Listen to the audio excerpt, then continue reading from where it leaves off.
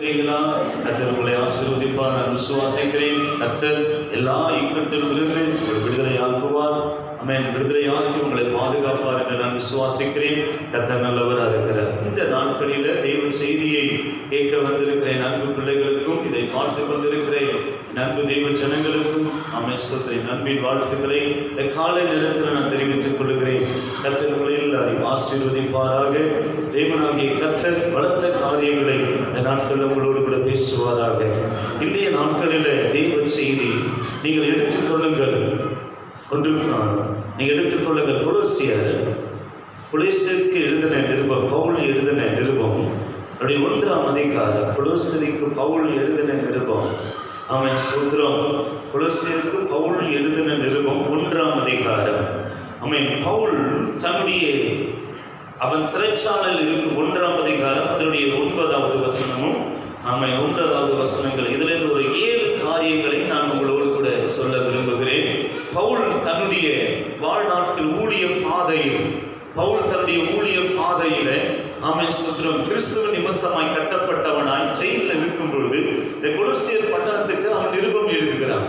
என்ன எழுதுகிறார்? ஒரு விசுவாசி, கர்த்தரை ஆராதிக்கிற ஒரு தேவனுடைய பிள்ளை, கர்த்தரை சார்ந்திருக்கிற ஒரு தேவனுடைய பிள்ளை எப்படி இருக்க வேண்டும் என்று சொல்லி அழகான அவன் நிருபத்தில் அவன் எழுதி கொடுக்கிறான். எழுதி கொடுத்து அவன் சொல்லும் சிறைச்சாலையில் இருக்கும் பொழுது இந்த நிருபங்களை எழுதுகிறான். அது எப்பொழுது எழுதினான் என்று சொன்னால் அது ஒரு குறிப்பிட்ட நாட்கள் போட்டிருக்கிறாங்க. அவன் சொல்ல கிறிஸ்துவுக்கு அப்புறம் 60 போட்டு, கிறிஸ்துவுக்கு பின்ன கிறிஸ்துவுக்கு அடுத்ததாக 60 போட்டிருக்கிறாங்க. ஆமென் சோத்திரம்.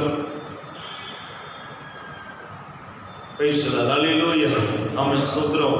என் அன்பு தேவ ஜனமே, இது பவுல் சிறையில் இருக்கும் பொழுது அவரை கிறிஸ்துவ நிமித்தமாய் கட்டப்பட்டிருக்கும் போது சபையை குறித்து, ஜனங்களை குறித்து ஆமென் சோத்திரம் நான் போன பிறகு என்ன எப்படி இருக்கும் என்று சொல்லி, ஜனங்கள் எப்படி இருப்பார்கள் என்று சொல்லி அவன் சபையை குறித்து ஒரு பாடத்தோடு கூட அந்த நிருபங்களை அவன் எழுத ஆரம்பித்தான். அப்படி எழுதும் பொழுதுதான் அதில் ஒரு 7 காரியங்களை சொல்லுகிறார். அநேக காரியங்கள் இதில் சொல்லியிருந்தாலும் இன்றைக்கு நம்ம 7 காரியங்களை தியானிக்கும்படியாய் சீக்கிரமாய் துரிதமாய் கர்த்தர் நமக்கு உதவி செய்வாராக.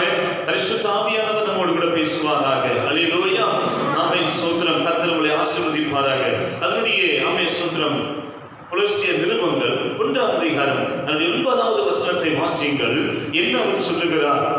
இது நிமித்தம் நாங்கள் அதை கேட்ட நாள் முதல் உங்களுக்காக இடைவிடாமல் ஜெபம் பண்ணுகிறோம். நீங்கள் எல்லா ஞானத்தோடும் ஆவிக்குரிய விவேகத்தோடும் அவருடைய சித்தத்தை அறிகிற அறிவினாலே நிரப்பப்படவும். ஆமென். அல்லேலூயா.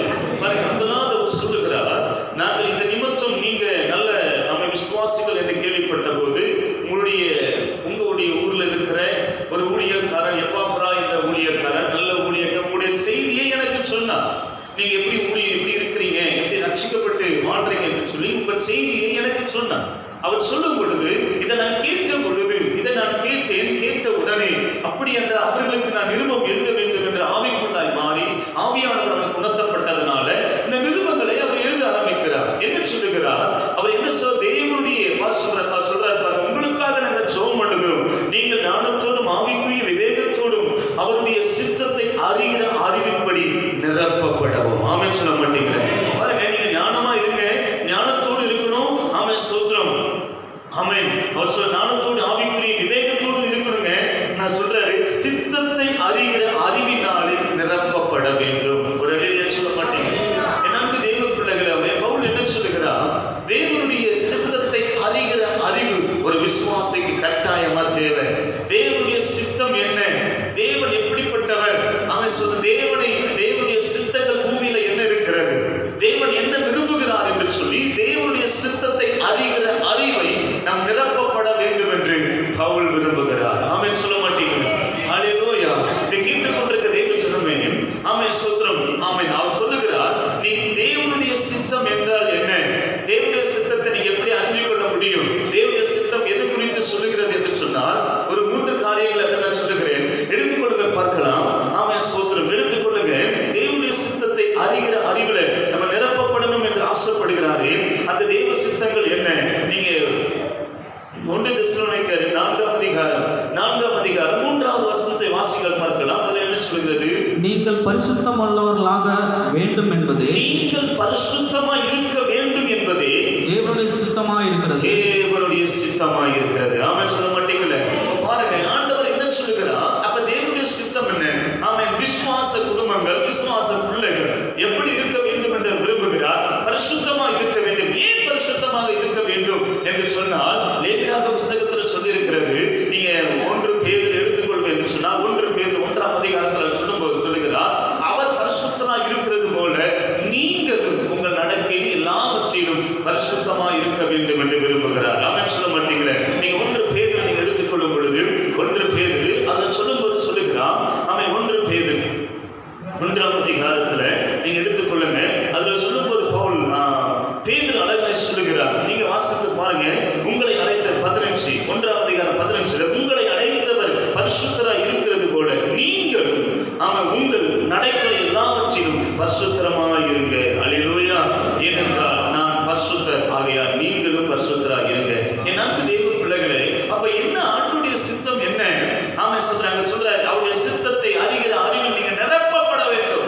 ஒரு விசுவாசி தேவனுடைய சித்தத்தை அதிகமாய் தெரிந்து கொள்ள வேண்டும். பிதாவுடைய சித்தத்தை இயேசு அறிந்தவராய் இருந்தார். பிதாவுடைய சித்தத்தை அறிந்து அவர் செயல்படுகிறவராய் இருந்தார். ஆமென் ஸ்தோத்திரம். என் அன்பு தேவ பிள்ளைகளே, அப்ப ஆண்டவருடைய சித்தத்தை, பிதாவுடைய தேவனுடைய சித்தத்தை நாம் அறிந்து கொள்ள வேண்டும் என்று பவுல் ரொம்பவும் விருப்பப்பட்டு ஜெபிக்கிற ஒரு மனிதனாய் இருக்கிறார். அல்லேலூயா. ஆமென் ஸ்தோத்திரம். ஒரு விசுவாசி அந்த கொலோசியர் பட்டணத்துக்கு அவர் எழுதும் பொழுது, ஆமென் ஸ்தோத்திரம், அந்த பட்டணத்தில் இருக்கிற ஜனங்களுக்கு அவர் எழுதுகிறார். எழுதும்போது சொல்லுங்க, நீங்கள் தேவ சித்தத்தினால நிரப்பப்பட வேண்டும், அதை நான் விரும்புகிறேன். ஆமென். அல்லேலூயா. ஆமென் ஸ்தோத்திரம். ஏனென்றால் தேவனுடைய சித்தம் என்ன? ஆமென். நம்ம பரிசுத்தமா இருக்க வேண்டும். ஏனென்றால் நம்ம ஆராதிக்கிற தேவன் பரிசுத்தமா இருக்கிறார். ஆமென். அல்லேலூயா. அப்ப இந்த பூமியில ஆமென் ஸ்தோத்திரம் எல்லா அசுத்தங்கள் நிறைந்திருந்தாலும், ஆமென், அந்தகாரம் நிறைந்திருந்தாலும் நம்ம பரிசுத்தமாய் வாழ வேண்டும் என்று கர்த்தர் விரும்புகிறார். ஆமென் சொல்ல மாட்டீங்களே? இன்னும் புரியுற மாதிரி சொல்றேன். நீங்க வேதத்தை நீங்க வாசிக்கும் பொழுது ஆமென் ஸ்தோத்திரம், நோவா காலத்துல பார்க்கணும் என்று சொன்னால், நோவா காலத்துல அவர்கள் இருக்கிற எல்லாரையும் பார்க்க துன்மார்க்கமா வாழ்ந்தாங்க. நீங்க வீட்டுல போய் இந்த வீட்டுல வாசிங்க, இதை எடுத்து வச்சுக் கொள்ளுங்கள். ஆதியாகம புத்தகம் 6ஆம் அதிகாரத்தை எடுத்து வைத்துக் கொள்ளுங்கள்.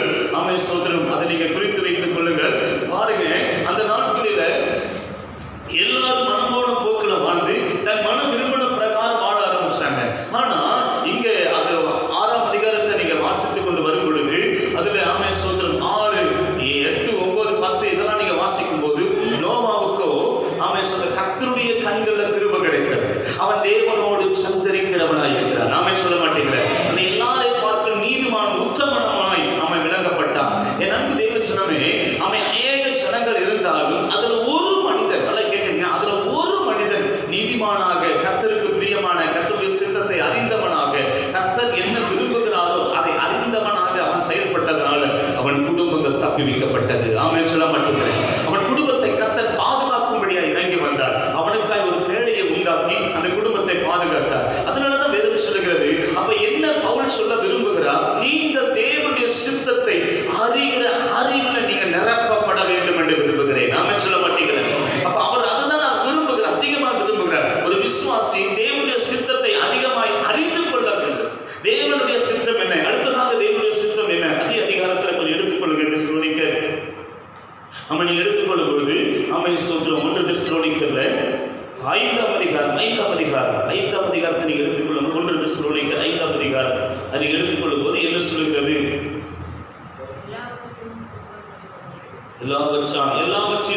எல்லாவற்றிலும் ஸ்தோத்திரம் செய்யுங்கள். எல்லாவற்றிலும் ஸ்தோத்திரம் செய்யுங்கள். அப்படி செய்வதே கிறிஸ்து இயேசுவுக்குள் உங்களை குறித்து தேவனுடைய சித்தமாய் இருக்கிறது. ஆமென். கரைந்த உயர்த்தி ஒரு அல்லேலூயா சொல்லுங்க பாருங்க.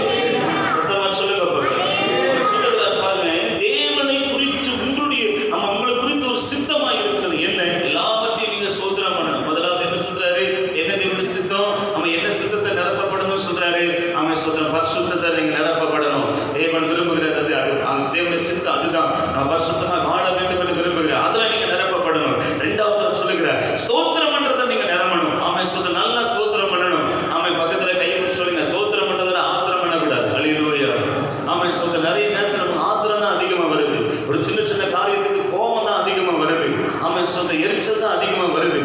ஸ்தோத்திரம். அங்க பாருங்க, அவர் சொல்லும்போது சொல்றாரு, ஆமென் ஸ்தோத்திரம். எல்லாத்தையும் நீங்க பாருங்க, ஸ்தோத்திரத்தினால நீங்க நிரப்பப்படணும். இதுதான் தேவனுடைய சித்தமா இருக்கு. அப்ப ஸ்தோத்திரம் பண்ணுகிறவர்கள் தேவனை மகிமைப்படுத்துகிறார்கள். கர்த்தரை துதிக்கிற பிள்ளைங்க ஆண்டவர் நம்ம கூட இருக்கிறார். அதுதான் தேவனுடைய சித்தமா இருக்கிறது. பாருங்க, ஒரு குறிப்பிட்ட நாட்களுக்கு முன்னாடி ஒரு சாட்சிக்கு கேள்விப்பட்டேன். ஒரு தேவ மனிதர் ரட்சிக்கப்பட்டா, ஒரு தேவ மனிதர் ரட்சிக்கப்பட்டு அவரு சபைக்கு போய் கொண்டிருந்தார். சபைக்கு போயிருக்கும் போது பஸ் ஏறி போக வேண்டும். அவர் பஸ்ல போயிட்டு இருக்கும் பொழுது அங்க அந்த மனிதன் அவருடைய நாவலை எப்போதும் ஸ்தோத்திரம் சொல்லிக்கிட்டே இருப்பார்.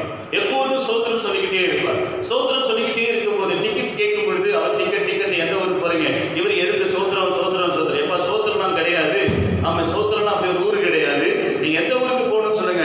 அப்பயும் ஒரு வாயில ஸ்தோத்திரம் ஸ்தோத்திரம் தான் வந்தது. அப்ப அவர் எந்த ஊருக்கு போறீங்க அப்படின்னு கேட்ட போது அவன் அடுத்த அந்த ஊரை சொல்லும் பொழுது அவர் பேரே சோத்திரன்னு பேர் வச்சாச்சு. ரெலிஜியன் சொல்ல மாட்டீங்க, அன்னையில இருந்து அவர் பேர் அந்த பக்கத்தில் கூட இருந்தவங்க சோத்திரன்னு பேர் வச்சுட்டாங்க. அது மாத்திரமல்ல, அந்த மனிதன் குதிக்கிற மனிதனா இருந்ததுனால அது ஒரு குறிப்பிட்ட நாட்களுக்கு அப்புறம் மறுபடியும் அதே கூட குதிச்சுக்கிட்டே அப்படியே குதிச்சுக்கிட்டே ஒரு பஸ்ல வந்துட்டு இருக்கும் போது பின்னாடி இருக்கிற ஒரு அசுத்த ஆவியினால, அவன் செத்து போன ஆவியினால பிடிக்கப்பட்ட ஒரு சகோதரி இவர் உட்கார்ந்து கொண்டு அந்த சீட்ல, அவருடைய கொடுக்கப்பட்ட சீட்ல உட்கார்ந்து கொண்டு சோதனம் பண்ணிக்கிட்டே இருக்கும் பொழுது அங்க இருக்கிற ஆவி ஆட ஆரம்பித்தது. அந்த ஆவி சொன்ன ஒரு வார்த்தை, அவன் இனி இந்த பஸ்ல என்னால இருக்க முடியாது, இங்க ஒரு மந்திரம் சோத்திரம் சொல்லிக்கிட்டே இருக்கிறான், அவருடைய தேவனை துதிச்சுக்கிட்டே இருக்கிறான், அவன் இருக்கிறதுனால என்னால இருக்க முடியாது. ஏனென்றால் ஸ்தோத்திரத்துக்கு அவ்வளவு மகிமை உண்டு. அல்லேலூயா. ஸ்தோத்திரத்துக்கு அவ்வளவு மகிமை உண்டு. அந்த தேவனுடைய மனிதன் ஸ்தோத்திரம் பண்ண பண்ண பண்ண பண்ண அசுத்த ஆவி அந்த இடத்துல உட்கார முடியல. அவன் தேவன் பெரியவராய் விளங்கினார். ஆமென். அல்லேலூயா. அப்ப எது ஆண்டவர் விரும்புகிறார்? ஸ்தோத்திரம் பண்றதை கர்த்தர் விரும்புகிறார். ஸ்தோத்திரம் பண்ணுகிறதை கர்த்தர் விரும்புகிறார். அடுத்ததாக என்ன தேவனுடைய சித்தம் நீங்க வாசித்து பார்க்கும்போது, அடுத்ததாக தேவன் என்ன சித்தமா வச்சிருக்கிறார்? லூக்கான சுவிசேஷம் சுவிசேஷத்துல இயேசு கிறிஸ்து மலையில ஒரு இடத்துல போய் கெத்செமனே தோட்டத்துல போய் ஜெபிப்பார். அங்க ஜெபிக்கும் போது ஒரு வார்த்தை சொல்லுவார், பிதாவே என்னுடைய சித்தத்தின்படி அல்ல உம்முடைய சித்தத்தின்படியே ஆக கடவுள் என்று ஜெபிப்பார். அல்லேலூயா. இப்ப பாருங்க, இயேசு கிறிஸ்து பூமியில வந்து பாடுபடும்படியா சில கிறிஸ்துவின் நிமித்தமாய் பாடுகளை வரத்தக்கதாய் ஆமென் ஸ்தோத்திரம். வாசித்து பாருங்க 22ஆம் அதிகாரம் அதனுடைய 41 42 வாசிக்கும் பொழுது அவர்களை விட்டு கல்லறை தூரம் அப்புறம் போய் முழங்கால் படியிட்டு, பிதாவே உமக்கு சித்தமானால் இந்த மாத்திரம் என்னை விட்டு நீங்கும்படி செய்யும், ஆயினும் எடு சித்தத்தின்படி அல்ல உம்முடைய சித்தத்தின்படியே ஆக கடவுளை என்று ஜெபம் பண்ணினார். ஆமென். சொல்ல மாட்டீங்களே, அவர் சொல்லுது என்னுடைய சித்தத்தின்படி அல்ல உம்முடைய சித்தம் எனக்குள் நிறைவேறுவதாக. ஆமென். சொல்ல மாட்டீங்க. அப்ப தேவனுடைய பிள்ளைகளே, நம்ம ஜெபிக்க வேண்டிய விசுவாசிகள் இருக்க வேண்டிய காரியங்கள் என்ன? தேவனுடைய சித்தம் நம்மிடத்தில் நிறைவேற வேண்டும். சில நேரத்துல நீங்க கேட்கலாம், பாடுகளுக்கு தேவ சித்தம்.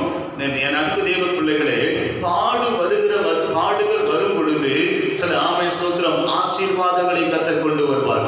எப்படி நம்ம போகிற வழியில ஒரு மேடு இருக்கிறது போல, அடுத்தது ஒரு பள்ளம் வருகிறது போல, அடுத்தது ஒரு மேடு வருகிறது போல, நம்முடைய வாழ்க்கையில மேடுகள் வருமானால் ஒரு பள்ளமும் வரும். அல்லேலூயா. ஆமென் ஸ்தோத்திரம். பள்ளம் வருமானால் நிச்சயம் ஒரு மேடு வரும். ஆமென். அல்லேலூயா. ஆமென் ஸ்தோத்திரம். நிச்சயமாக சொல்லுகிறேன், அப்படிப்பட்ட பாதைகளை நம்ம கடந்து போகிற சூழ்நிலையா இருக்கிறேன். ஏனென்றால் பவுல் சொல்ல, பாடுகள் வழியாய் நான் பரமபிதா கிட்ட சேருவேன் என்று சொல்லுகிறான். அல்லேலூயா. பக்தன் அழகாய் சொல்ல, பாடுகள் வழியாய் நான் பரமேறுவேன் என்று சொல்லுகிறான். என் அன்பு தேவ ஜனமே, பாடுகள் வந்தாலும் அந்த பாடுகளுக்கு தக்கதாக தப்புவித்துக் கொள்ளுகிற வழியை கர்த்தர் காட்டி கொடுக்க வல்லவராய் இருக்கிறார். ஆமென். சொல்ல மாட்டீங்களே. இன்னும் யோபு கேட்டா சொல்லுவார், இந்த பாடுகள் மத்தியில தான் சொல்லுவார், இந்த பாடுகள் மத்தியில சோதித்து விளங்கின பின்பு என் ஆண்டவருக்கு சுத்த பொன்னாய் விளங்குவேன். ஆமென். சொல்ல மாட்டீங்களே. என்னை சோதித்த பிறகு நான் அந்த அளவுக்கு பாடுகள் வந்தாலும் என்னை ஆமென் கர்த்தர் எவ்வளவா எனக்கு பாடுகள் தந்து என்னை சோதிச்சாலும் நான் சுத்த பொன்னாய் மாறுவேன். ஆமென். சொல்ல மாட்டீங்களே. அப்ப சுத்த பொன்னாதான் அந்த பரலோக ராஜ்யத்தை கொண்டு போக முடியும். ஆமென். சொல்ல மாட்டீங்களே. சாதாரண ஒரு களிப்பு இருக்கிறதையும் கசப்பு இருக்கிறதையும் களிப்பு இணைந்து இருக்கிறதையும் பயன்படுத்த முடியாது. சுத்த பொன்னாதான் பயன்படுத்த கர்த்தர் வல்லவராய் இருக்கிறார். ஆமென். சொல்ல மாட்டீங்களே. அப்ப என்ன பாடுகள் சில நேரத்தில் நம்முடைய வாழ்க்கையில வந்தாலும் அதையும் கர்த்தர் மகிமையாய் மாற்ற வல்லவராய் இருக்கிறார். ஆமென். ஆமென். ஸ்தோத்திரம். பாருங்க, இரண்டாவதாக என்ன சொல்லுகிறார்? முதலாவது நம்ம பார்த்தோம், அவன் தேவ சித்தத்தில் நிரப்பப்பட வேண்டும் என்று ஒரு விசுவாசி தேவ சித்தத்தில் நிரப்பப்பட வேண்டும் என்று ஜெயிலில் உட்கார்ந்து எழுதுகிறார். அப்ப அடுத்ததாக என்ன சொல்லுகிறார்? சகலவித நற்கிரியைகளுமாகிய சகலவித நற்கிரிகளுமாகிய கனிகளை தந்து கனிகளை கொடுக்க வேண்டும். ஆமென் சொல்ல மாட்டீங்களே? இருக்கிறீங்களா? அல்லேலூயா, இருக்கிறீங்களா? என் அன்பு தேவ பிள்ளைகளே, இருக்கிறீங்களா? கர்த்தர் நல்லவராக பாருங்க. இரண்டாவதாக அவர் சொல்லிக் கொடுக்கிறார் பாருங்க, நற்கனிகளை தர வேண்டும். நற்கனி, அவன் சொல்ற நல்ல கனிகளை தர வேண்டும். அவர் சொல்லுகிறார் நற்கிரியைகளாகிய கனி.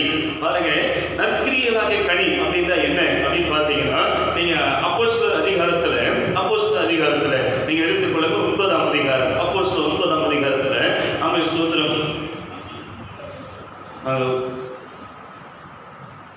36, 9ஆம் அதிகாரம் 36. யோப்பா பட்டணத்தில் கிரேக்கு பாஷையிலே துர்கால் என்று அர்த்தம் கொள்ளும் தபித்தாள் என்னும் பேருள்ள ஒரு சீஷி இருந்தால், அவள் நற்கிரியைகளையும் தருமங்களையும் மிகுதியாய் செய்து கொண்டு வந்தால், அந்நாட்களில் அவள் வியாதிப்பட்டு மரணமடைந்தால் அவளை குளிப்பாட்டி மேல் வீட்டிலே கிடத்தி வைத்தார்கள். சொல்ல மாட்டேன். நம்பு தெய்வ பிள்ளைகளே, துர்கால் என்ற ஒரு சகோதரி இருந்தார். இதான ஒரு அம்மா. அவங்க நற்கிரியைகளை, நல்ல கிரியைகளை செய்து தான தர்மங்களை செய்து கொண்டு வந்தார்கள். அந்த சகோதரி மரித்து விட்ட போது அவளுக்காக துக்கம் கொண்டாடினார்கள். அவளுக்காக வீட்டில் அவளை கிடைச்சி குடுப்பாட்டை கடத்தி விட்டு அவளுக்காக துக்கம் கொண்டு அழுது கொண்டிருக்கிறாங்க. இந்த சகோதரி இருந்தா எங்களுக்கு ரொம்ப பிரயோஜனமா இருக்குமே, நற்கிரிகளை நல்ல கிரிகளை செய்து கொண்டு வந்தாரு. இந்த சகோதரி என்னை விட்டு போயிட்டாங்களே என்று சொல்லி நல்ல அழுது அவங்களுக்கு ரொம்ப நேரம் அழ ஆரம்பித்தாங்க. அப்பொழுது ஒரு யோசனை வந்தது. அங்க பேதுரு என்ற ஒரு தெய்வ மனிதன் இருக்கிறார், அவரை கொண்டு வந்து இங்க ஜெபிக்க சொல்லுவோம் என்று சொன்ன போது அவளை குறித்து சாட்சி கொடுக்கிறார்கள். துர்கால் எங்களுக்குள்ள இருந்தால் எங்களுக்கு ரொம்ப பிரயோஜனம் உண்டு. ஆமென் சொல்ல மாட்டேங்கிறது. அப்ப துர்கால் இருக்கிறாள் என்று சொன்னா எங்களுக்கு பிரயோஜனம் உண்டு. இதைதான் அவர் சொல்லுகிறார், உன் கனிகளை அநேகருக்கு தெரிய வேண்டும். ஆமென் சொல்ல மாட்டேங்க. நீ கனி கொடுக்கிற ஒரு வாழ்க்கை நமக்குள்ள இருக்க வேண்டும். அப்போ ஒரு விசுவாசி இருக்கிறது. அவன் சொல்ற நற்கிரிகளை செய்ய வேண்டும் என்று அவர் சொன்ன நற்கிரிகளாக கனிகள் என்று சொல்லுகிறார். அப்ப அந்த கனிகள் என்று சொன்னால் மரத்துல இருக்கிறத கனிகளை ஒரு மனிதன் புசிக்கும்படி வருவார்கள். அவன் இயேசு கிறிஸ்து கூட அவன் எருசலேம் போகும் பொழுது அத்திமரத்துக்கு நேரம் போகிறார். அத்திமர காலம், அத்திமர காலம் இல்லாததுனாலும் அது கனி இருக்குமா என்று பார்த்தா நல்ல பசுமை இருக்கிறது, நல்ல அழகா இருக்கிறது பார்க்கறதுக்கு. ஆனா உள்ள கனி இல்லை. ஒரு அழகியா சொல்ல மாட்டேங்கிறது. கனி இல்லாதனால ஆண்டவர் பார்த்துட்டு இனி உங்ககிட்ட கனியே கிடைக்காது போ அப்படின்னு என்றால் பசியோடு இயேசு கிறிஸ்து அந்த மரத்துக்கிட்ட போனார். கனி இல்லாததுனால அவன் வாழ்க்கை அந்த மரம் பட்டு போய்விட்டது. அல்லேலூயா. அவன் சொல்றான். அதுக்கு நான் சொல்றேன், அப்ப ஆண்டவர் விரும்புகிறது என்ன? அவர் ஆவியில ஏவப்பட்டவராய் தன் சபைகளுக்கு எழுதும்போது சொல்லுகிறார், நற்கிரிகளாகிய கனிகளை நீ தர வேண்டும் என்று விரும்புகிறார். அந்த கனிகளை கொடுக்கும் பொழுது அது அநேகருக்கு பிரோஜனமாய் இருக்கும், அநேகருக்கு ஆசீர்வாதமாய் இருக்கும், அநேகருக்கு நன்மையாய் இருக்கும். அப்ப நன்மை இருக்கிறது, அநேகருக்கு நன்மையாய் வாழ வேண்டும் என்று கர்த்தர் விரும்புகிறார். அல்லேலூயா. அப்ப நம்ம மற்றவர்களுக்கு நற்கிரியைகளை கொடுக்க வேண்டும். பாருங்க, அவன் நற்கிரிகள் செய்ததனால, கேளுங்க நன்கு தெய்வ பிள்ளைகளே, அவன் நற்கிரிகளை செய்ததனால அவன் சோத்திரம், அவள் மறுபடியும் மரித்தவள் உயிரோடு எழுப்பப்பட்டார். ஒரு அழிலிய சொல்ல மாட்டேங்கிறது. அவன் ஆண்டவருடைய பிள்ளைகளே, இந்த நாட்களில் அவன் ஒருவேளை நம்மை சோத்திரம் நம்முடைய நாட்கள் வரும்போது நம்ம மரிக்கும் பொழுது நம்மளும் பரமராஜ்யத்துக்கு எழுந்திருக்க வேண்டும் என்று சொன்னார், பரமராஜ்யத்துக்கு நம்ம அவரோடு கூட போக வேண்டும் என்று சொன்னார், நம்ம இந்த பூமியில் இருக்கும் போது நற்கிரியைகளை செய்ய வேண்டும், நற்கிரியினாகிய கனிகளை கொடுக்க வேண்டும் என்று தெய்வம் எதிர்பார்க்கிறார். அல்லேலூயா. அப்ப இரண்டாவதாக சொல்லுகிற நற்கிரியைகளை செய்ய வேண்டும். மூன்றாவதாக என்ன எதிர்பார்க்கிறார்? சீக்கிரம் எடுத்துக்கொள்ளுங்க பார்க்கலாம். மூன்றாவதாக என்ன சொல்லுகிறார் பவுல்? என்ன சொல்லுகிறார்? சீக்கிரம் எடுத்துக்கொள்ளுங்க. மூன்றாவதாக என்ன சொல்ல விரும்புகிறார்? 1ஆம் அதிகாரம் 10 வசனம். கர்த்தருக்கு பிரியமுண்டாக அவருக்கு பாத்திரராய் நடந்து கொள்ளவும் சகலவித நற்கிரியைகளும் ஆகிய கனிகளை தந்து தேவனை அறிகிற அறிவினை விருத்தி அடைந்து. ஒரு சொல்ல மாட்டீங்களே. அப்போ பாருங்க, அடுத்ததாக சொல்லுகிறார். அப்ப பாருங்க என்ன சொல்லுகிறார்? தேவனை அறிகிற அறிவு நமக்கு கட்டாயமா தேவை. அவன் சொல்ல மாட்டீங்களே. அல்லேலூயா. பக்கத்துல கை சொந்த தேவன் யார் என்று கேட்டா, என் தேவன் யாரு? என் தேவன் யாரு? நீங்க ஆராதிக்கிற தேவன் யாரு? நீங்க வழிபட்டு கொண்டிருக்கிற தேவன் யாரு அப்படின்னு உங்களை கேட்கிறேன் வச்சுக்க.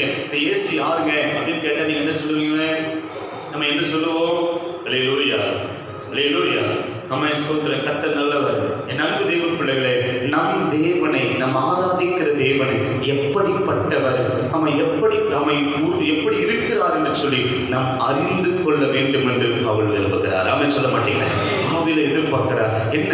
நம் ஆராதிக்கிற தேவன் எப்படிப்பட்டவர்? ஆமென் சொல்ல மாட்டீங்களா? கேட்டா இரக்கமுள்ளவர், உருக்கமுள்ள மனம், சாந்தமுள்ளவர். ஆமென். அப்படி இப்படி நிறைய அடிச்சிருப்போம். என் தேவனாகிய தேவனுடைய பிள்ளைகளே, என் இயேசு கிறிஸ்து மாத்திரமே தன் ஜீவனை கொடுத்து இந்த பூமிக்கு வந்து தன் ஜீவனை கொடுத்து, ஆமென் ஸ்தோத்திரம், ஒரு சொட்டு ரத்தம் இல்லாம என் பாவத்தை மன்னித்து என் அக்கிரமத்தை போத்தி, ஆமென் ஸ்தோத்திரம், அவரோடு கூட இருக்கும்படியாய், நல்லா கேட்டுங்க, அவரோடு கூட இருக்கும்படியாய் எனக்காக ஒரு ஸ்தலத்தை ஆயத்தப்படுத்தி கொண்டு அவர் இருக்கிற இடத்துல என்னை கொண்டு போய் சந்தோஷமா வைக்கிற ஒரு தேவன் இருக்கிறார் என்று சொன்னார். அவரை தவிர வேற யாருமே இல்லை. ஹல்லேலூயா. முழுக்க முழுக்க பரிசுத்தமான தேவன் இருக்கிறார் என்று சொன்னார். இயேசுவை தவிர யாருமே இல்லை. ஹல்லேலூயா. ஒரு பாவத்தை மன்னிக்கிறார் என்று சொன்னா இயேசுவை தவிர யாருமே இல்லை. காசியில போய் குடித்தா பாவம் போயிடும் என்று நினைக்காதீங்க. காசியில போய் கொடுத்தா அடுக்குதான் போகும், பாவம் போகாது. ஏனென்றால் உள்ள இருக்கிற காரியங்களை மன்னிக்கிற ஒருவர் இயேசு ஒருவர் மாத்திரமே. ஹல்லேலூயா. என் ஆண்டவராக இயேசு கிறிஸ்து நல்லா தெரிஞ்சுக்கங்க, நல்லா தெரிஞ்சுங்க, இன்றும் ஜீவிக்கிறார். அவர் உயிரோடு இருக்கிறார். நான் ஆராதிக்கிற தேவன் உயிரோடு இருக்கிறார். நான் விசுவாசிக்கிற தேவன் இன்னார் என்று அறிந்திருக்கிறேன் என்று பவுல் சொல்லுகிறது போல, நம் ஆராதிக்கிற தேவன் இன்னார் என்று அவன் நம் அறிவில் நிரப்பப்பட வேண்டும் என்று விரும்புகிறார். அவன் சொல்ல மாட்டீங்க. ஒரு விசுவாசி ஆராதிக்கிற தேவன் என்று தெளிவாய் அறிந்து கொள்ள வேண்டும். இன்னைக்கு என்னன்னா, நம்ம எங்க பார்த்தாலும் சாமி சாமி சொல்லிடுறாங்க. அவன் சொல்றது அந்த சாமி இந்த சாமி, அங்கேயும் சாமி தான் இங்கேயும் சாமி தான். என் அன்பு தேவ பிள்ளைகளே, நீங்க தெளிவாய் ஆண்டவரை அறிந்து கொள்வோம் என்று சொன்னால் நம்முடைய வாழ்க்கை சாதாரணமான வாழ்க்கையா இருக்காது, அவருக்கு பிரியமான வாழ்க்கையாய் மாறிவிடும். ஹல்லேலூயா. நம்ம ஆசீர்வதிக்கப்பட்ட ஒரு நிலைமைக்குள்ளாய் மாறிவிடுவோம். என் அன்பு தேவ பிள்ளைகளே, அதுதான் பவுல் ஒரு இடத்துல சொல்லுவார். 2 தீமோத்தேயு நீங்க வாசிக்கும் பொழுது, ஆமென் ஸ்தோத்திரம், 2 தீமோத்தேயுல ஆமென், நான் விசுவாசிக்கிறவர் இன்னார் என்று நான் அறிந்திருக்கிறேன், அவரிடத்தில் நான் ஒப்பு கொடுத்ததை ஆமென் சொன்ன அந்நாளில் தந்துடுவார் என்று நான் அறிந்திருக்கிறேன். ஒரு அழியை சொல்ல மாட்டீங்களே. பவுல் பாருங்க, அவர் அறிந்திருக்கிறார். 2 தீமோத்தேயு நீங்க எடுத்துக்கொள்ளும் பொழுது ஆமென் ஸ்தோத்திரம், 2 தீமோத்தேயுல அவர் சொல்லுகிறார், ஆமென் ஸ்தோத்திரம், நான் விசுவாசிக்கிறேன் இன்னார் என்று அறிந்திருக்கிறேன். அப்ப பவுல் அவர் ஆராதிக்கிற தேவன் யார் என்று அறிந்து வச்சிருக்கிறார். 2ஆம் அதிகாரம் 12வது வசனத்தை வாசிங்க. 1ஆம் அதிகாரம் 12. தீமோத்தேயு. அதிநிமித்தம் நான் இந்த பாடுகளையும் அனுபவிக்கிறேன், ஆயினும் நான் வெட்கப்படுகிறதில்லை. ஏனென்றால் நான் விசுவாசித்திருக்கிறவர், ஆமென் சொல்லுங்க, நான் விசுவாசிக்கிறவர் இன்னார் என்று அறிவேன். நான் அவரிடத்தில் ஒப்பு கொடுத்ததை அவர் அந்நாள் வரைக்கும் காத்துக்கொள்ள வல்லவராய் இருக்கிறார் என்று நிச்சயித்திருக்கிறேன். ஒரு நிச்சயமுள்ள வாழ்க்கை அவனுக்குள்ள இருந்ததுங்க. என் அன்பு தெய்வ பிள்ளைகளை, நம்ம ஆராதிக்கிற தேவனை நல்லா அறிந்து கொள்ள வேண்டும். அவன் நம்ம ஆராதிக்கிற தேவன் எப்படிப்பட்டவர் என்று அறிந்து கொள்ள வேண்டும். அவன் சொன்ன அதை அதிகமாய் அவர் விரும்புகிறார். அதைதான் அங்க சொல்லுகிறார், அவன் தேவனை அறிகிற அறிவிலும் நீங்க நிரப்பப்படணும். அவன் சொல்ல மாட்டீங்களே. அப்ப தேவன் யார் என்று நல்லா நம்ம அறிந்து கொள்ள வேண்டும். அதை கர்த்தர் விரும்புகிறார். அவன் அல்லேலூயா. அவன் ஸ்தோத்திரம். அவன் அதான் பவுல் சொல்லுகிறார் தன்னுடைய நிருபத்தில் எழுதும் பொழுது, அவன் தேவன் யார் என்று நீங்க அறிந்து கொள்ள வேண்டும். சரி, அடுத்ததாக சொல்லுகிறார். என்ன சொல்லுகிறார்? அடுத்த வசனம் வாசிங்க. கர்த்தருக்கு பிரியமுண்டாக, கர்த்தருக்கு பிரியமுண்டாக அவருக்கு பாத்திரராய் நடந்து கொள்ளவும். ஆமென். ஒரு அல்லேலூயா சொல்லுங்க. 4வதாக அவர் சொல்லுகிறார், கர்த்தருக்கு பிரியமுண்டாக பாத்திரவான்களாய் நடந்து கொள்ள வேண்டும். ஒரு அல்லேலூயா சொல்லுங்க. கர்த்தருடைய பிரியம் என்றால் என்ன? கர்த்தருக்கு எது பிரியம்? நன்கு தெய்வ பிள்ளைகள், கர்த்தருக்கு எது பிரியம்? கர்த்தர் என்ன விரும்புகிறார்? ஆமென் ஸ்தோத்திரம். கர்த்தருக்கு பிரியமுண்டாக நீ நடந்து கொள்ள வேண்டும் என்று கர்த்தர் விரும்புகிறார். ஆமென் ஸ்தோத்திரம். ஆமென். கர்த்தருடைய பிரியம் எதுல இருக்கிறது? கர்த்தருக்கு பிரியம் என்றால் என்ன? ஆமென் ஸ்தோத்திரம். கர்த்தருடைய பிரியத்தை நிரப்பப்பட வேண்டும் என்று அவர் விரும்புகிறார். கர்த்தருடைய பிரியத்தில் நீ வாழ வேண்டும் என்று அவர் விரும்புகிறார். பாருங்க, தாவீது தேவனுக்கு பிரியமானவனாய் இருந்தார். கர்த்தருடைய பிரியம் அவன் மேல் இருந்தது. அவன் மேல அவர் பிரியமா இருந்தார். அவனை சாதாரண ஒரு ஆடுகளை மேய்த்தவனாய் இருந்தாலும், சாதாரண ஒரு வாழ்க்கை வாழ்ந்தாலும் கர்த்தர் அவனை அரசனாய் மாற்றினார்.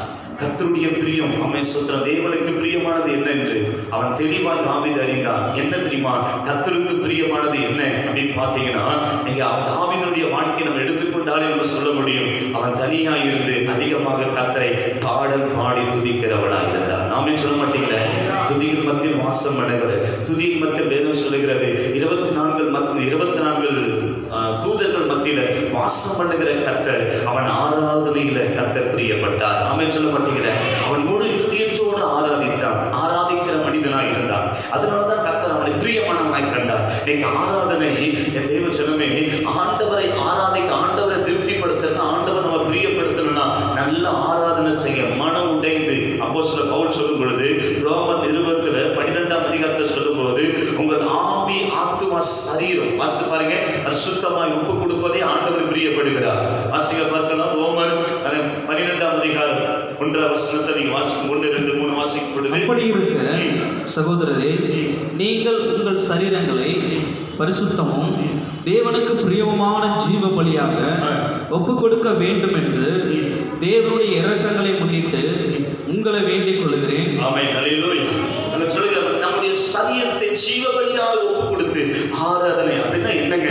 முழு இருதயத்தோடு, முழு பலத்தோடு, முழு மனதோடு ஆண்டவருக்கு அன்பு கூறுவதே ஆண்டவர் பிரியப்படுகிறார். ஆமென் சொல்ல மாட்டீங்களா? அவன் முழு இருதயத்தோடு கூட ஆண்டவருக்கு அன்பு கூறணுங்க. அவன் என்னை என்று வேறொரு தெய்வத்தை நீ உண்டாக்க வேண்டாம். அவன் சொன்ன வேறொரு இடத்துல மனதை செலுத்தாத, முழு மனதோடு நீ ஆராதிப்பனா அதுல நான் பிரியப்படுவேன். அவன் சொல்ல மாட்டீங்களே, இன்னும் புரிஞ்சுக்கிற சொல்றேன் பாருங்க.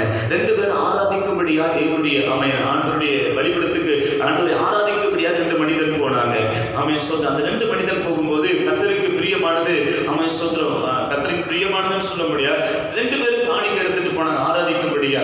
அந்த காணிக்கை எடுத்துட்டு போகும்பொழுது ஒரு மனிதன் அவன் காய்கறியை தன் தோட்டத்துல விளைந்ததை ஆண்டவருக்கு கொடுத்தான். ஆனா ஒரு மனிதன் ஆட்டை எடுத்துட்டு போய் ஆண்டவருக்கு செலுத்தினான். கையில உயர்த்தி ஒரு அடியில சொல்லுங்க பார்க்கலாம். ஒரு மனிதன் ஆட்டை எடுத்துட்டு போய் பலி செலுத்தினான். அப்ப பலி செலுத்தும் பொழுது 2 மனிதர்கள் செலுத்தின பலிகள் உண்மைதான். அவன் 2 மனிதன் கொண்டு போனது அவனுடைய கையில் இருந்த காணிக்கைகளை கொண்டு போய் ஆராதனை செய்தது உண்மைதான். ஆனால் இந்த ஆபேலுடைய ஆராதனை மட்டும், ஆபேலுடைய காணிக்கை மட்டும் கர்த்தர் அங்கீகரித்தது காரணம் என்ன தெரியுமாங்க? இவன் முழு இருதயத்தோடு ஆராதிக்க ஆரம்பித்தான். நாமே சொல்ல மாட்டீங்களா, இவனுக்கு கள்ளக்கவலை இல்லை. இவன் அவன் முழு இருதயத்தோடு யாரை பத்தி கவலைப்படல, எதை பத்தி கவலைப்படல, மனசு ஆண்டவர் மத்தியில செலுத்தி முழு இருதயத்தோடு ஆராதித்தான். ஒரு அழிய சொல்ல மாட்டீங்களா? ஆனா காயின் அப்படி ஆராதிக்கல. ஆனா அவனுக்குள்ள ஒரு எரிச்சல் இருந்துகிட்டே இருந்திருக்கு. பைபிளை நீங்க வாசித்து பார்த்தனா, பைபிளை நீங்க வாசித்து பார்க்கும் பொழுது 4ஆம் அதிகாரத்துல, ஆதியாகமம் 4ஆம் அதிகாரத்துல ஆண்டவர் அவன் ஆராதனை செய்த உடனே அவன் முகம் மாறி போச்சு. யாருடைய முகம் மாறி போச்சு? காயினுடைய முகம் மாறிடுச்சு. அவன் சொல்ற உடனே அவனுக்கு கசப்புகள் வந்துருச்சு உள்ள. அப்ப ஏற்கனவே அவனுடைய மனசு சரியில்லாத மனசா இருந்ததுனால அவன் ஆராதனை செய்கிற மனுஷன் சரியில்லாம ஆராதனை முழு இறுதியத்தை ஆண்டவருக்கு கொடுக்காம தேவனுக்கு பிரியமானதை ஆண்டவருக்கு செய்யாத அவன் சொல்ற இவன் கசப்பும் உள்ளதுல வேற விதமா இருந்ததுனால ஆண்டவர் கேட்கிறாரு, காயினே ஏன் உன் முகம் வேறுபட்டு இருக்கிறது? ஒரு வெளியே சொல்ல மாட்டீங்களா? அல்லேலூயா. பாருங்க, ஒருவேளை அவன் கர்த்தரை அங்கீகரிக்காம போயிருந்தார். கேட்டீங்க, கர்த்தர் அங்கீகரிக்காம போயிருந்தார், இவன் ஆண்டவர்கிட்ட மழை செஞ்சிருக்கலாம். ஏன் ஆண்டவரை என் ஜெபத்தை கேட்கலைங்க, ஏன் ஆண்டவரை என்னுடைய காணிக்கை ஏற்றுக்கொள்ளணும் ஆண்டவர்கிட்ட தான் கேட்டுக்கிறோம். ஆனா இவன் என்ன செஞ்சா தெரியுமா? தனியா இருக்கும்போது அவன் என்ன பண்ணானா? கொண்டு போட்டான். ஒரு வெளியே சொல்ல மாட்டீங்களே.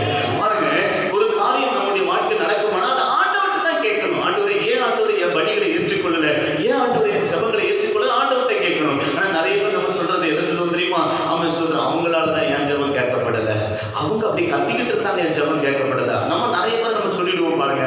அவன் சில நேரத்தில் சொல்லிடுவோம், அவன் சொல்ற இன்னும் என் ஜெபம் கேட்கப்படல. காரணம் என்ன? என் நன்கு தெய்வ பிள்ளைகளை ஆண்டவருக்கு பிரியமான ஒரு ஆராதனை, ஆண்டவருக்கு பிரியமான ஒரு பலிகளை நம்ம செலுத்தும் பொழுது கர்த்தர் அதில் பிரியமா இருக்கிறார். ஆமென் சொல்ல மாட்டீங்களா? அல்லேலூயா. ஆண்டவருக்கு பிரியமான பலிகளை தாவீது செலுத்தினதுனால்தான் தாவீதை கர்த்தர் சாதாரண இடத்துல வைக்கல, ராஜாவாக கர்த்தர் உயர்த்தினார். ஆமென் சொல்ல மாட்டீங்களா? அப்ப ஒவ்வொரு நாளும் நம்ம மேன்மை அடைய வேண்டும் என்றால் கர்த்தருக்கு பிரியமான பலிகளை செலுத்த வேண்டும். கர்த்தருக்கு பிரியம் எது என்று அதிலேயே நீங்க நடவுங்கள் என்று சொல்லி இருக்கிறது. அவன் சொல்ற சங்கீதக்காரன் தாவீதை கேட்டா சொல்லுவான், நீங்க வாசித்து பார்ப்பீங்க என்று சொன்னா சங்கீத புஸ்தகங்கிறது அவன் சொல்லும் போது சொல்லுகிறான். சங்கீத புஸ்தகத்துல அவன் உமக்கு பிரியமானதை எனக்கு போதியும் என்று சங்கீதக்காரர் தாவீது கேட்கிற ஆண்டவரை பார்த்து, ஆண்டவரே உமக்கு பிரியமான வழியினை நடத்துகப்பா என்று சொல்லி ஆண்டவரை பார்த்து அவன் செபிக்கிற ஒரு மனுஷனாக இருக்கிறான். வாசிகள் பார்க்கலாம். அவன் சொல்கிற 143 சங்கீதத்தில் அவன் சொல்லுகிறான் பாருங்க, உமக்கு பிரியமானதை 10 வாசிங்க. 143:10 சங்கீதம் புஸ்தகம் 143. உமக்கு பிரியமானதை செய்ய எனக்கு போதித்தருளும் நீரே என் தேவன். உம்முடைய நல்ல ஆவி என்னை செம்மையான வழியிலே நடத்துவார். உயர்த்தி ஒரு அல்லேலூயா சொல்லுங்க பார்க்கலாம். மேல கையை தட்டி ஒரு அல்லேலூயா சொல்லுங்க பார்க்கலாம். அதை பார்த்துக் கொண்டு இருக்கிற தேவஜனமே, நல்ல ஆவி அவன் சொல்லுங்க, உமக்கு பிரியமானதை செய்ய எனக்கு கற்றுத்தாங்க. உடைய நல்ல ஆவி என நடந்துட்டையா. நல்ல ஆவி இன்னைக்கு எந்த ஆவி நடந்ததுன்னு தெரியல. இன்னைக்கு நிறைய இடத்துல எந்த ஆவி ஓடிக்கிட்டு இருக்குன்னே தெரியல. இன்னைக்கு எந்த ஆவி பாருங்க. நான் நேற்றைய நாட்கள் நான் ஜெபித்துக் கொண்டு இருக்கும் பொழுது ஆண்டவர், நானும் என்னுடைய சகோதரர் திண்டுக்கல்ல இருக்கிற சகோதரர், நாங்கள் 2 பேரும் கரெக்டாக 1 மணி நேரம் நாங்கள் 1 நேரம் ஜோம் பண்ணுவோம். ஆண்டவர் 1 மணி நேரம் ஜோம் பண்ணுவோம். ஃபோன்லேயே ஜோம் பண்ணிச்சு. இப்போ ஜோம் பண்ணிச்சும் போது சதத்துக்கு முன்பாக போய் இப்படி முழங்கால் படியில அப்போ எனக்கு ஒரு வார்த்தை வந்தது, அந்தி கிறிஸ்து நாட்கள் தொடங்க போகிறது என்று சொல்லி, அந்தி கிறிஸ்துவனுடைய ஆட்சி தொடங்க போகிறது என்று சொல்லி அந்த வார்த்தை எனக்குள்ள உணர்த்தப்பட்டது. 3 முறை அந்த வார்த்தை வந்தது, அந்தி கிறிஸ்துவனுடைய ஆட்சி தொடங்க போகிறது, அந்தி கிறிஸ்துவனுடைய ஆட்சி தொடங்க போகிறது அப்படி என்று சொல்லி அந்த வார்த்தை எனக்குள்ள உணர்த்தப்பட்டது. அப்போ நான் அந்த பிள்ளையை பேசிக் கொண்டிருந்தோம். அவன் சொல்றோம், ஏன் இதை சொல்லுகிறேன் என்று சொன்னான், என் அன்பு தேவ பிள்ளைகளே, அவன் சொல்ற இனி எந்த ஆவி என்று சரியாய் கண்டுபிடித்து அவன் சொல்ற நாணமாய் நடக்க முயற்சி பண்ணுவோம். தேவனுக்கு பிரியமாய் நடப்போம். கர்த்தர் நம் வருகையில் எடுத்துக் கொள்வார். அல்லேலூயா. சத்தமா சொல்லுங்க பார்க்கலாம். அப்ப பாருங்க, அடுத்ததாக அவர் என்ன சொல்லுகிறார், தேவனுக்கு பிரியமானது என்ன? தேவனுக்கு பிரியமானதை நடவுங்க, தேவனுக்கு பிரியமானதை செய்ய வேண்டும் என்று சொல்லுகிறார். ஆமென். அல்லேலூயா. கர்த்தருக்கு பிரியம் உண்டாகும்படி அவருக்கு பாத்திரமானாய் நடந்து கொள்ளுங்க. இப்ப கர்த்தருக்கு எது பிரியமோ அப்ப நீ முழு இருதயத்தோடு பிரியமான ஆராதனை செய்யணும். நீ முழு இருதயத்தோடு ஆராதிக்கிறத ஆண்டவர் விரும்புகிறார். ஆமென் சொல்ல மாட்டீங்களா? ஆமென் சொல்ற இயேசு கிறிஸ்து ஆமென் சொல்றோம் ஒரு வழியை நடந்து கொண்டு போயிட்டு இருப்பாரு. இப்ப நடந்து யோவான் சுவிசேஷம் 4ஆம் அதிகாரத்துல அப்ப அவர் சொல்லுவாரு, ஆமென் சொல்ற அவருக்கு பிரியமானது என்னன்னு சொல்லிட்டு நீ முழு இருதயத்தோடு ஆராதிங்க, முழு பலத்தோடு ஆராதிங்க, அதுதான் ஆண்டவர் விரும்புகிறார். ஆமென் சொல்ல மாட்டீங்களா? அப்ப முழு இருதயத்தோடு முழு பலத்தோடு ஆமென் சொல்ற ஆண்டவரை ஆராதிக்கிறத தேவன் விரும்புகிறார். ஆமென் சொல்ல மாட்டீங்களா? பவுல் சொல்ற, நீங்க ஜீவபலியாக ஒப்பு கொடுத்து ஆராதிங்கப்பா, பரிசுத்தபலியாய் தேவனுக்கு பிரியமானபடியாய் ஒப்பு கொடுத்து நீங்க ஆராதனை செய்யுங்க, அதிலே தேவன் அசைவாடுவார். ஆமென் சொல்ல மாட்டீங்களா? அல்லேலூயா. இதுதான் தேவன் விரும்புகிறார். என் தேவனுடைய பிள்ளைகளை அடுத்ததாக சொல்லுகிறார். ஐந்தாவதாக என்ன சொல்லுகிறார்? அடுத்த வசனம் வாசிக்க பார்க்கலாம். சந்தோஷத்தோடு கூடிய எல்லா பொறுமையும் நீடிய சாந்தமும் சொல்ல மாட்டீங்க. அவர் சொல்லுகிறார் சந்தோஷத்தோடு கூடிய நீடிய பொறுமை. ஆமென் சொல்ல மாட்டீங்களா? அப்ப ஒரு விசுவாசிக்கு எப்படி இருக்கணும்? பொறுமை இருக்கணுங்க. ஒரு விசுவாசிக்கு எப்படி இருக்கணும்? பொறுமை வரணும். ஆமென் சொல்ல மாட்டீங்களா? அவன் கேட்கறதுக்கு பொறுமை வரணும். ஒரு விஷயத்தை கேட்கறதுக்கு பேசுறதுக்கு பொறுமையா பேசணும். ஒரு விசுவாசி பொறுமை இருக்கணும். ரட்சிக்கப்படாததுக்கு முன்னாடி அவசரப்பட்டு அடிச்சிருவீங்க, அவசரப்பட்டு சண்டை போட்டுருவோம், அவசரப்பட்டு பேசிடுவோம், அவசரப்பட்டு செய்கிறோம். ஆனா ரட்சிக்கப்பட்ட பிறகு ஒரு விசுவாசிக்கு பொறுமை ரொம்ப முக்கியமானது. அல்லேலூயா. பொறுமை இல்லைன்னா நம்மகிட்ட என்ன வந்துடும்? நான் சொல்றேன், நீங்க தான் சொல்றேன். பொறுமை இல்லைன்னா நம்மகிட்ட எருமை வந்துடும். அல்லேலூயா. எருமை என்ன பண்ணும்? பார்க்கறாலாம் முடிக்கிட்டே இருக்கும். அல்லேலூயா. இப்ப பாருங்க, எருமையுடைய சுபாவத்தை நான் சொல்றேன்னா, எருமை என்ன கேட்டாலும் என்ன செய்யாது? அசையாது. நம்ம ஆரம்பிச்சு பாருங்க, அசைவே அசையாது. என்ன கூப்பிட்டாலும் அசையாது, என்ன செஞ்சாலும் அசையாது. ஏன்னா அதுக்கிட்ட என்ன இருக்கு? என்ன சுபாவம் அது? யாரும் இல்லையா? ஒரு எல்லையை சொல்ல மாட்டீங்க. அப்ப பாருங்க, இந்த எருமையின் சுபாவம் நம்ம கிட்ட, பொறுமை நமக்கு முக்கியமா இருக்க வேண்டும் என்று கர்த்தர் விரும்புகிறார். பொறுமை உள்ளவர்கள் தேசத்தை ஆளுகை செய்வார்கள். ஆமென் சொல்ல மாட்டீங்க? அல்லேலூயா. அவன் பொறுமை கர்த்தர் ரொம்ப விரும்புகிறாருங்க. பொறுமையோடு கூட, அதுதான் சொல்லுகிறார், நான் கர்த்தருக்காக பொறுமையோடு கூட காத்திருந்தேன். தாவீதை கேட்க சொல்லுவான் 40ஆம் சங்கீதத்தில் 1ஆம் அதிகாரத்துல அவன் சொல்ற, நான் கர்த்தருக்காய் பொறுமையோடு கூட காத்திருந்தேன், அவர் என்னிடமாய் சாய்ந்து என் கூப்பிடுதலை கேட்டார். அவன் சொல்ல மாட்டேங்க, பயங்கரமான உளையான சேற்றில் இருந்த என்னை தூக்கி எடுத்து என் காலை கண்மலை மேல் நிறுத்தினார். என் அடிகளை உறுதிப்படுத்தினார். அதை அநேகர் கண்டு சந்தோஷப்பட்டு ஆமை பாடுவார்கள். ஆமை சொல்ல மாட்டீங்களா? ஆமை சொல்ல மாட்டீங்களா? என் அன்பு தேவ பிள்ளைகளே, அவன் பொறுமை நமக்கு ரொம்ப முக்கியமானது. கர்த்தருடைய பிள்ளைகளுக்கு பொறுமை ரொம்ப முக்கியமானது. சில ஆட்கள் செலுச்சிட்டு உடனே ஜெபம் வரணும், பதில் வரணும்னு நினைப்பாங்க. வந்து உட்கார்ந்த உடனே ஆராதனைக்கு அன்னைக்கு தான் வருவாங்க, அன்னைக்கு தான் ரட்சிக்கப்படுவாங்க, அன்னைக்கு தான் இயேசுவை கேள்விப்பட்டு உடனே எனக்கு அற்புதம் செய்யணும். ஹாஸ்பிட்டலுக்கு போனால் 10 நாள் காத்திருப்பாங்க, ஹாஸ்பிட்டலுக்கு போனால் மாச கணக்கில் காத்திருப்பாங்க, பஸ் ஸ்டாண்டுக்கு மாசம் மணிக்கணக்காக காத்திருப்பாங்க, பஸ் ஸ்டாண்டுக்கு ரேஷன் கடைக்கு போனா காத்திருப்பாங்க. ஆனா தேவ சமூகத்துல வந்துட்டா மட்டும் அவங்க ஜெபிக்கிற ஜெபம் உடனே கேட்கப்பட்டணும், உடனே அவங்களுக்கு அற்புதம் நடந்தணும், உடனே அவங்களுக்கு எல்லாமே நடந்தணும், அப்படிதான் நினைப்பாங்க. என் தேவனுடைய ஜனமே, தாவீது ஆண்டவர் 17 வயசுல, அதுக்கு மேல 17 வயசுல ராஜாவாக அபிஷேகம் பண்ணினார். அவன் சொல்றான், வேதம் சொல்லுகிறது சிறு வயசுலேயே அவனை ராஜாவாக அபிஷேகம் பண்ணினார். ஆனா வேதம் சொல்லுகிறது அவன் 14 வருஷம் தன் ராஜ்ய பதத்துக்காய் பொறுமையோடு காத்திருந்தான். ஒரு அழிலே சொல்ல மாட்டீங்க, 14 வருஷம். அவன் 7 வருஷம் அரண்மனையில் இருந்தான், 7 வருஷம் வனாந்திரத்தில் இருந்தான். அந்த வனாந்திரம் தான் அவன் வாழ்க்கையை கற்றுக் கொடுத்தது. அந்த வனாந்திரம் தான் அவன் வாழ்க்கையை ஜெபிக்க வைத்தது. வனாந்திரம் தான் கர்த்தருக்கு பிரியமா எப்படி வாழ்றதுன்னு சொல்லி கற்றுக் கொடுத்தது. என் தேவ ஜனமே, எடுத்த உடனே நம்ம எல்லாமே கிடைச்சிருங்க. நீங்க பொறுமையா இருங்க. நீங்க ஜெபிக்கிறீங்களா? பொறுமையோடு கூட காத்திருங்க. நிச்சயமாக கர்த்தர் பதில் தர வல்லவராக இருக்கிற. கைகளை அசைத்து சொல்லுங்க பார்க்கலாம். வீட்டில் இருக்கிற பிள்ளைகள் எல்லாம் கைகளை அசைத்து அவன் சோதனை நல்லா அசைத்து சொல்லுங்க பார்க்கலாம். கர்த்தர் நல்லவர். ஆமென், ஹல்லேலூயா. பாருங்க, சூத்திரம். பொறுமை சொல்ற அப்ப நீடிய சாந்தம். எப்படிங்க? நீடிய சாந்தம். அடுத்ததாக சொல், நீடிய சாந்தம். 6வது, நீடிய சாந்தமா இருக்க வேண்டும். ஆமென் சொல்ல மாட்டீங்களே? இப்ப நீடிய சாந்தம், அதுக்கு அர்த்தம், அதுக்கு லெவலே கிடையாது. அவ்வளவு சாந்தம் உள்ளவர்களா இருக்க வேண்டும் என்று கர்த்தர் விரும்புகிறார். ஆமென் சொல்ல மாட்டீங்களே? ஹல்லேலூயா.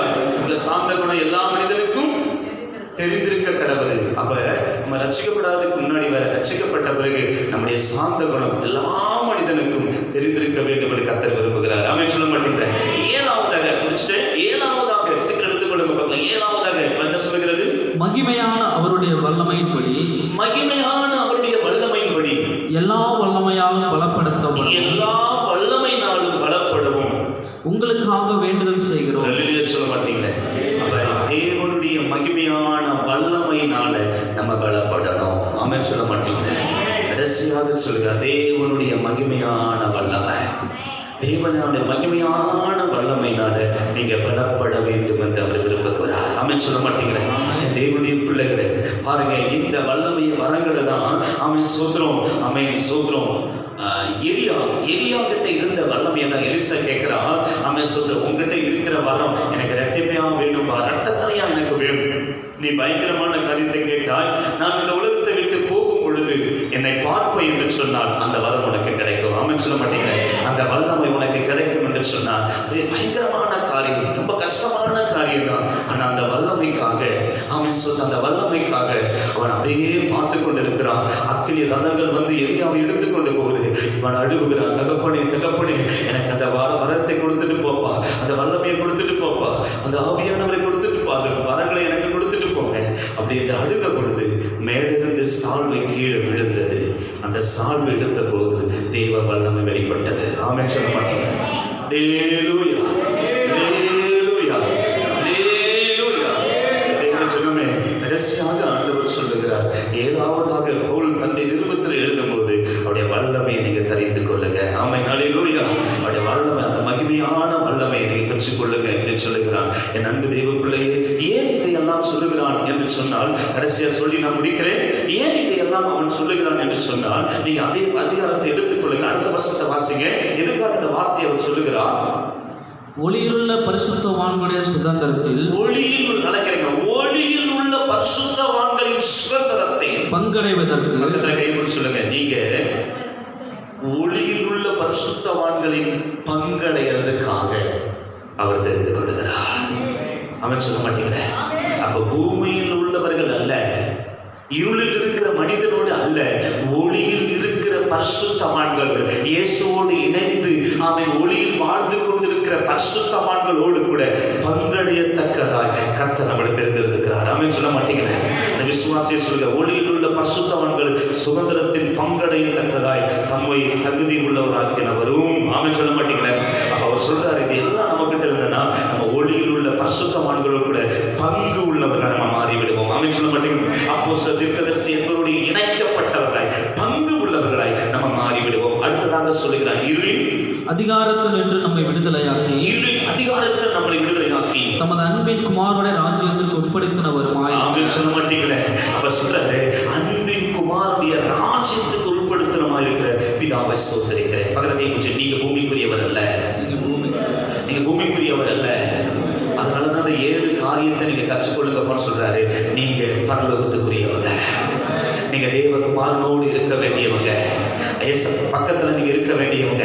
அவர் சொல்ற, நீங்க பூமிக்குரியவர் கிடையாது, நீங்க தேவ ராஜ்யத்துக்குரிய சொந்தக்கார பிள்ளைங்க. கையை தட்டி, நான் சொந்தக்கார பிள்ளை, பரலோக ராஜ்யத்துக்கு நான் சொந்தக்கார பிள்ளை, என் அப்பாவுக்கு நான் சொந்தக்கார பிள்ளை, தேவனுடைய ராஜ்யத்துக்கு உள்படுத்தினவர். ஆமென் சொல்ல மாட்டீங்க? ஹல்லேலூயா. தேவனுடைய ராஜ்யத்துக்கு நம்ம சொந்தக்காரனை மாற்றுகிற ஒரு தேவனாக இருக்கிறார். ஆமென் சொல்ல மாட்டேங்கிற? அதனாலதான் அவர் சொல்றாரு, என்ன சொல்றாரு, அவருடைய சித்தத்துல நீங்க நிரப்பப்படணும். நீங்க முதலாவது அவருடைய சித்தத்துல நிரப்பப்படணும். அடுத்து சொல்றாரு, நற்கிரியலாகிய கனிகளை நீங்க சொல்ல கொடுக்கணும். நற்கிரியான கனிகளை கொடுக்கணும். தேவனை இன்னும் நீங்க அறிஞ்சு கொள்ளணும். மூன்றாவது சொல்றாரு, தேவனை நீங்க இன்னும் அறிஞ்சு கொள்ளணும். அடுத்ததாக அவர் சொல்லுகிறார், தேவனுக்கு பிரியமானது என்ன, அதை நீங்க பாருங்க, தேவனுக்கு பிரியமானதை செய்யுங்க அப்படின்னு சொல்லுகிறார். அடுத்ததாக அவர் சொல்லுகிறார், என்ன சொல்ற, சந்தோஷத்தோடு கூடிய எல்லா பொறுமை நமக்கு தேவை. சந்தோஷம், சில ஆட்கள் சந்தோஷமா இருந்தாங்கன்னா என்ன பண்றாங்கன்னு தெரியாது. ரொம்ப சந்தோஷமா இருந்தாங்கன்னா ஏதோ ஏட்டப்படி சண்டை வந்துடும். சில வீட்டில் அப்படிதான், ரொம்ப சந்தோஷமா இருந்தாங்கன்னா அந்த வீட்டில் சண்டை. ரொம்ப சந்தோஷமா சில வீட்டில் அப்படி வாழ்ந்தாங்கன்னா 2 பேரும் சிரிச்சுன்னா ஒரு சின்ன காரியத்தில் சண்டை வந்துடும். அதை பொறுக்கவே முடியாது. ஆமென் அல்லேலூயா. ஒரு சின்ன காரியத்தில் ஒரு சண்டை வந்துருங்க. ஆமென் சொல்ற, அப்ப சொல்ற, சந்தோஷத்தோடு கூடிய பொறுமை. ஆமென் சொல்ல மாட்டீங்களே? அப்ப பொறுமை இருக்கணும், நீடிய சாந்தம் இருக்கணும். ஆமென் சொல்ற, அடுத்ததா சொல்ல, வல்லமை. ஆமென் சொல்ல மாட்டீங்களே?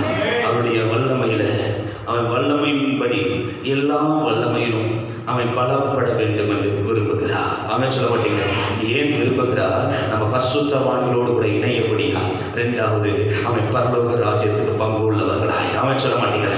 பரலோக பக்கத்தை கை பிடிச்ச, பரலோக வாசியே, நீ பரலோக வாசியா கத்த சொல்லுகிறார். அவன் சொல்ல மாட்டீங்க? அல்லேலூயா. பரலோக ராஜ்யத்தில் பங்கு உள்ளத்தக்கதாய் கர்த்தர் நம்மளை நியமித்திருக்கிறார். ஆமென் சொல்ல மாட்டீங்களே?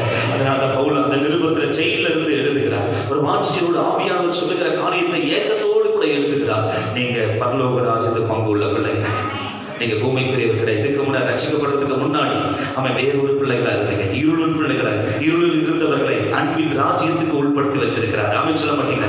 பாவ இருள திசைகளை சுத்தி கொண்டிருந்த நரகத்துக்குரிய இருந்த பிள்ளைகளை நம்மளை இருளின் ராஜ்யத்திலிருந்து அவன் தேவனுடைய ராஜ்யத்துக்கு கொண்டு போகக்கூடிய கர்த்தர் நம்மளை அழைத்திருக்கிறார்.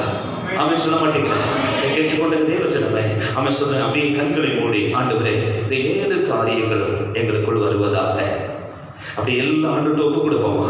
அந்த 7 காரியங்களும் அந்த கொலோசியர் பட்டணத்துக்கு பவுல் எழுதின ஆண்டவர் அந்த காரியங்கள் தான், அந்த சம்பவங்கள் எல்லாம் எனக்குள் வருவதாக. உம்மை ஆராதிக்கிற பிள்ளை எனக்குள் வருவதாக, விசுவாசி என்ற பிள்ளை எனக்குள் வருவதாக. அன்று பார்த்து கேட்போம், உம்மை அறிகிற அறிவு எனக்கு தாங்க, உம்முடைய சித்தத்தை நான் அறிந்து கொள்ள எனக்கு உதவி செய்யப்பா.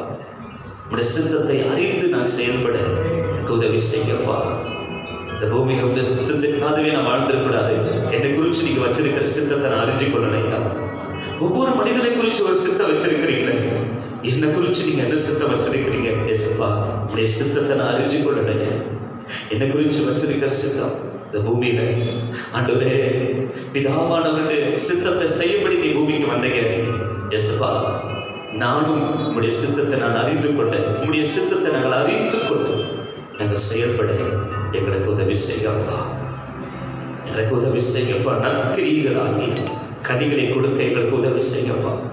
இந்த துர்காலா போல தவித்தால் ஆண்டவரே, அந்த துர்கால் போல ஆண்டவரே, யோப்பா பட்டணத்தில் அந்த சகோதரியை போல நாங்களும் அநேகர் சொல்லத்தக்க நற்கிரியைகளை கொடுக்கத்தக்க, நற்கிரியையாக கனிகளை கொடுக்கத்தக்கதா எங்களுக்கு உதவி செய்யும். பொறுமையை தாங்க, நீடிய சாந்தத்தை தாங்க. ஆண்டவரே, உமக்கு பிரியமானது என்ன என்று அதில் நடக்க எங்களுக்கு உதவி செய்யும். தேவனை அறிகிற அறிவு எனக்கு தான். ஆண்டவருடைய வல்லமை நாங்கள் தரித்துக்கொள்ள எங்களுக்கு உதவி செய்யமா. கர்த்தர் எங்களுக்கு உதவி செய்வார்கள். அப்படியே கண்களும் எடுத்து சோப்படுங்க. ஆண்டவரே, எங்களுக்கு உதவி செய்யப்பா. உம்மை அறிகிற அறிவு எங்களுக்கு இது எதுக்காக? இந்த 7 காரியம் எதுக்காக நமக்கு சொல்லிக் கொடுக்கிறாரு? எதுக்காக நமக்கு சொல்லிக் கொடுக்கிறாரு? ஆமை பரிசுத்தவான்களோடு இணைந்து இருக்கத்தக்கதா, பரிசுத்தவான்களுடைய பங்கடையத்தக்கதா, பரிசுத்தவான்களோடு இணைந்து பங்கடையத்தக்கதா, 2வது தேவனுடைய ராஜ்யத்துக்கு சொந்தக்கார பிள்ளைகளாய் மாறுபடியாக, தேவனுடைய ராஜ்யத்துக்கு சொந்தக்கார பிள்ளைகளாய் மாறுபடியாக கர்த்தர் விரும்புகிறவர். இந்த நாட்களில் ஆவியானவர் இந்த செய்தியோடு கூட நம்மோடு பேசியிருக்கிறார். இன்றைக்கு தெய்வ அறிகிற அறிவில் நம்ம நிரப்பப்படத்தக்கதா கர்த்தர் நமக்கு கிருபை செய்ய எல்லாம் கண் மூடி ஆண்டவரை பார்த்து பரிசுத்தமுள்ள பிதாவே ஸ்தோத்திரிகள். உடைய சித்தத்தை நாங்கள் அறிந்து கொள்ள எங்களுக்கு உதவி செய்கிறோம். சித்தத்தை நாங்கள் அறிந்து கொள்ள எங்களுக்கு உதவி செய்கிறோம். சித்தத்தனங்கள் அறிந்து கொள்ள எங்களுக்கு உதவி செய்யப்பா, எங்களுக்கு உதவி செய்யும். ஹல்லேலூயா. கர்த்தருடைய சித்தத்தை அறிந்து அதனுடைய செயல்பட நமக்கு கிருபை தருவதற்காக கர்த்தரை ஸ்தோத்திரம் பண்ணுங்க. ஆமென், ஆமென், ஆமென். இந்த முடிவு ஜெபத்தை நம்மத்தில் இருக்கிற ஜேம்ஸ் அவர்கள் ஜெபித்து முடிப்பார். ஸ்தோத்திரம் பிரியாவினுடைய நன்றி ராஜா, ஸ்தோத்திரம் இயேசுவே, ஆண்டவரே ஸ்தோத்திரம், ஸ்தோத்திரம் ஆண்டவரே, இந்த ஆராதனை ஆமென், ஸ்தோத்திரம் ஆண்டவரே, ஸ்தோத்திரம் எல்லா காரியங்களிலும் ராஜாவே ஆமென், ஸ்தோத்திரம் ஆமென், ஸ்தோத்திரங்களோடு கூட இருந்து ஆமென், ஸ்தோத்திரம் ஆண்டவரே, அநேக காரியங்களை ஆமென் ஆண்டவரே, ஸ்தோத்திரம் ஆண்டவர் வசனத்தின் மூலமாக ஆமென், ஸ்தோத்திரம் அநேக காரியங்களை வெளிப்படுத்தியிருக்கிறீர்கள். ஸ்தோத்திரம் ஆமென் ஆண்டவரே, ஸ்தோத்திரமான பவுல் ஆமென், ஸ்தோத்திரம் அந்த சூழலிலும் கூட ஆமென், ஸ்தோத்திரம் முக்கியமான இந்த காரியங்களை குறித்து ஆமென், ஸ்தோத்திரம் ஆமென், ஸ்தோத்திரம் அதற்காக நான் ஆமென் வேண்டிக் கொள்ளுகிறேன் என்று அவர் சொல்லுகிறது போலவே ஆமென் ஆண்டவரே, சில முக்கியமான இந்த 7 காரியங்கள் ஆமென் ஆண்டவரே, எங்களுடைய ஜீவியத்தில் எங்களுடைய ஆமென் எங்களுடைய குடும்பத்தில் ஒவ்வொருவருக்குள்ளும் ஆமென் ஸ்தோத்திரம் இருக்கத்தக்கதாக ஆமென் ஆண்டவரே, ஸ்தோத்திரமான ஒளியுள்ள பரிசுத்தவான்களோடு கூட ஆமென் அவர்களோடு கூட ஆமென் ஸ்தோத்திரம் ஸ்தோத்திரம் பங்கு ஆமென் ஸ்தோத்திரம் ஆமென் அதற்கு ஏற்றவர்களாக ஆமென் ஸ்தோத்திரம் அதற்கு தகுதி உள்ளவர்களாக ஆமென் நாங்கள் மாற வேண்டும் என்று சொன்னால் ஆமென் ஸ்தோத்திரம் 7 காரியங்களும் ஆமென் ஒவ்வொருவருக்குள்ளும் இருந்து ஆக வேண்டும் என்று சொல்லி ஆமென் தெளிவாக ஆமென் திட்டவட்டமாக ஆமென் ஸ்தோத்திரங்கள் வெளிப்படுத்தி இருக்கிறீர். நமக்கு ஸ்தோத்திரம் சுவாமி. ஆமென் ஆண்டவரே, எந்த காரியத்திலும் ஆமென் நாங்கள் விட்டு விலகாமல் ஆமென் எந்த ஒரு காரியம் குறைவு விடாமல் ஆமென் பூரணமாக ஆமென் ஆண்டவர் இந்த காரியங்கள் எல்லாம் இருதயத்தில் நிரம்பி இருப்பதாக ஆமென் வாழ்க்கையில் நிரம்பி இருக்கட்டும். இயேசுவின் நாமத்தில் விரோதமாக இருக்கிற எல்லா தடைகளும் முற்றிலும் மாறி போவதாக ஆமென் ஆண்டவரே, ஸ்தோத்திரமான பேசினாம் என்னுடைய தாசர் இன்னும் அதிகமாக பலப்படுத்தும், இன்னும் அதிகமாக வார்த்தைகள் இன்னும் அதிகமாக வெளிப்படுத்தும், இன்னும் அதிகமாக ஆமேஸ்வரர் எல்லா விதமான தடைகளையும் மாற்றி அவன் இன்னும் அதிகமாக ஆமேஸ்வரர் உபயோகப்படுத்துகிறார். ஆமேஸ்வரம் ஆமென் ஆண்டவரே, இந்த நேரத்திலும் கூட ஆமேஸ்வரம் ஆமென் ஒவ்வொரு ஆமேஸ்வரம் ஊழியர்களையும் அவன் ஒவ்வொரு விசுவாசிகளையும் ராஜாவை ஆமேஸ்வரத்தை நினைக்கிறோம். ஆமேஸ்வரர் நேரையாக ஒவ்வொரு ஆசீர்வதியும் பலப்படுத்தும். இது ஒரு உதவி செய்து நீ நேர உதவி செய்யும். இயேசு மரணம் செபிக்கிறோம்.